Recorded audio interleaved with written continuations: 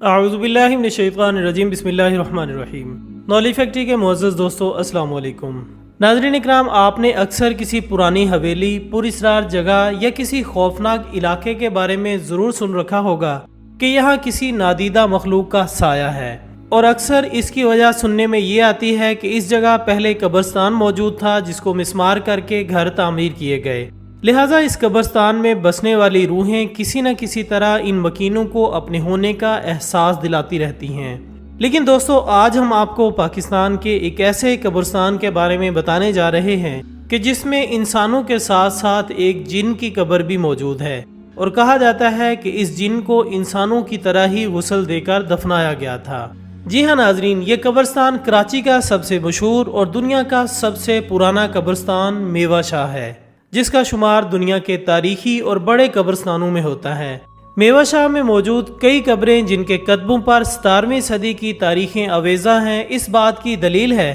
کہ یہ قبرستان 17ویں صدی یا اس سے بھی قبل کا ہے۔ لیاری ندی کے کنارے قائم یہ قبرستان پہلے لیاری قبرستان کے نام سے جانا جاتا تھا، لیکن بعد میں اس قبرستان کو ایک صوفی بزرگ کا نام دے دیا گیا۔ اس قبرستان کی انفرادیت یہ ہے کہ یہاں پر مختلف مذاہب کے ماننے والوں کی قبریں موجود ہیں، جبکہ مختلف روایات اور مقامی لوگوں سے بات کر کے پتہ چلتا ہے کہ یہاں ایک جن کی قبر بھی موجود ہے۔ دوستو، یہ بات اس وقت منظر عام پر آئی جب حال ہی میں ایک ٹی وی پروگرام کے اینکر کی جانب سے اس قبرستان کا دورہ کیا گیا، جس میں اس قدیمی قبرستان کی دیگر تاریخی باتیں بتانے کے ساتھ ساتھ یہ بھی بتایا گیا کہ اس قبرستان کے بالکل وسط میں ایک جن کی قبر بھی ہے، اور یہ بات خود حضرت کبیر شاہ کے چشم و چراغ نے بتائی، اور انہوں نے کہا کہ اس جن کو میرے دادا یعنی میوہ شاہ کے پوتے نے دفن کیا تھا، اور یہی نہیں بلکہ اس جن کی باقاعدہ نماز جنازہ بھی ادا کی گئی۔ دوستو، اس پروگرام میں بتایا گیا کہ اس قبرستان کے وسط میں ایک حویلی موجود ہے جس میں حضرت میوہ شاہ کے بہت سے تبرکات بھی موجود ہیں،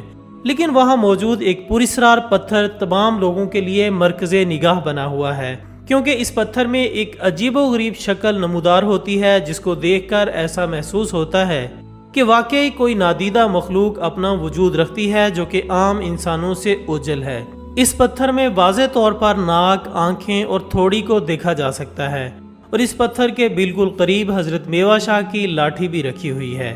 لیکن اس پتھر کے قریب جانے کی کسی کو بھی اجازت نہیں، کیونکہ اس سے پہلے بھی بہت سے افراد اس پتھر کے قریب جا کر اپنے نقصان کو دعوت دے چکے ہیں۔ حضرت کبیر شاہ کا کہنا ہے کہ یہاں بہت سے عجیب و غریب واقعات پیش آ چکے ہیں جو کہ ہماری عقل سے باہر تھے، اس لیے ہم کسی کو بھی اس جگہ کے قریب جانے کی اجازت نہیں دیتے، اور جب کبھی ہم بچپن میں غلطی سے اس جگہ آ جاتے تو ہمیں یہاں عجیب و غریب پیروں کے نشان ملتے، جو کہ بالکل بھی کسی انسان کے نہیں ہوتے تھے، بلکہ یہ نشان گول دائرے کی صورت میں ہوتے جو کہ 2 سے 3 انچ تک زمین میں دھنسے ہوتے تھے، جبکہ وہاں کوئی دوسرا نظر بھی نہیں آتا تھا۔ اس کے علاوہ اس پتھر کے ارد گرد ہمیں کوئی مخلوق اپنی موجودگی کا پتہ دیتی تھی، اور ہمیں لگتا تھا کہ جیسے کوئی ہمارے پیچھے پیچھے چل رہا ہے۔ دوستو، اس قبرستان میں موجود ایک صفائی کرنے والے شخص کا کہنا ہے کہ ایک دفعہ میں صفائی کرتے کرتے اس قبر کے پاس پہنچ گیا تھا، لیکن اسی وقت مجھے کرنٹ کا جھٹکا لگا اور جھاڑو میرے ہاتھ سے نکل کر دور جا گری، اور پھر اس کے بعد میں اس جگہ کے قریب کبھی نہیں گیا۔ ویسے تو یہ قبر ظاہری طور پر ایک نہایت پرسکون قبر ہے جس پر چادر اور پھول بھی چڑھائے جاتے ہیں، جبکہ لوگ دور کھڑے ہو کر دعائیں بھی مانگتے ہیں۔ اس کے علاوہ اس قبرستان کے متعلق اور بھی بہت سی باتیں بتائی جاتی ہیں جن کو سن کر انسان پر خوف طاری ہو جاتا ہے۔ ان میں سے ایک کہانی یہ بھی سنائی جاتی ہے کہ کئی مقامی لوگوں نے اس قبرستان میں ایک سرخ دلہن کو بھی دیکھا ہے، جس کے متعلق کہا جاتا ہے کہ وہ بہت بلند آواز میں روتی ہے، اور آدھی رات کو اس کے رونے کی آواز اور بھی بلند ہو جاتی ہے۔ کئی مقامی لوگوں کے ساتھ ساتھ قبرستان کے ایک گارڈ نے بھی یہ کہانی سنائی ہے کہ انہوں نے ایک قبر سے ایک بچے کو نکلتے ہوئے دیکھا ہے۔ یہ بچہ قبر سے اٹھتا ہے اور دیکھتے ہی دیکھتے بوڑھا آدمی بن کر نظروں سے اوجھل ہو جاتا ہے۔ مقامی لوگ ایک کہانی یہ بھی سناتے ہیں کہ اس قبرستان میں بچوں کے کھیلنے اور شور مچانے کی آوازیں بھی آتی ہیں۔ ایک گارڈ کا کہنا ہے کہ قبرستان کی دیواریں بہت اونچی ہیں اور بچے اس میں داخل نہیں ہو سکتے،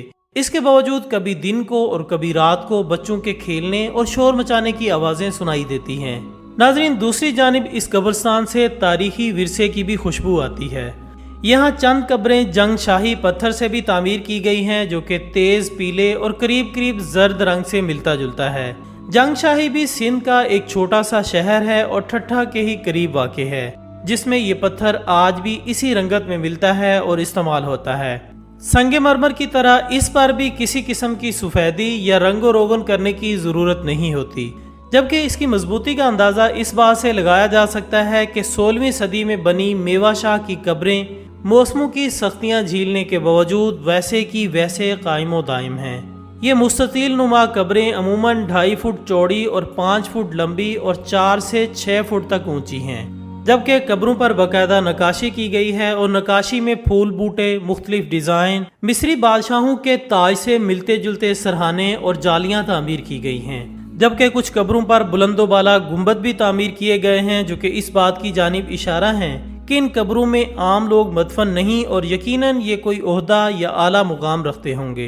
इनमें से बाज़ कब्रें चबूतरे पर बनाई गई हैं, जबकि बाज़ के नीचे एक तरह के ताक बनाए गए हैं जिनके आर पार भी देखा जा सकता है। ये कब्रें उस दौर के फ़न तामीरात का आला नमूना है,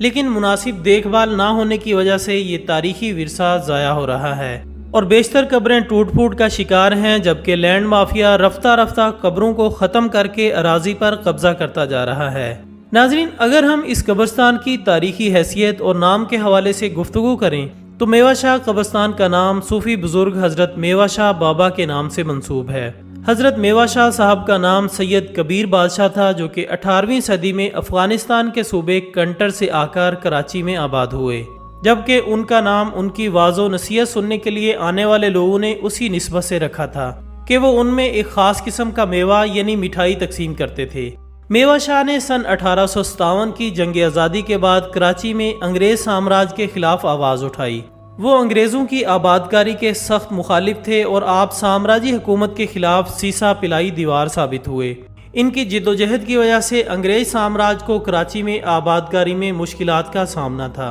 लिहाजा इस जिद्दोजहद को ख़त्म करने के लिए अंग्रेज़ हुकूमत ने इनको जिलावतनी की सज़ा सुनाई और एक कश्ती में कराची से बाहर ले जाने की कोशिश की गई, लेकिन इनकी ये कोशिश नाकाम रही।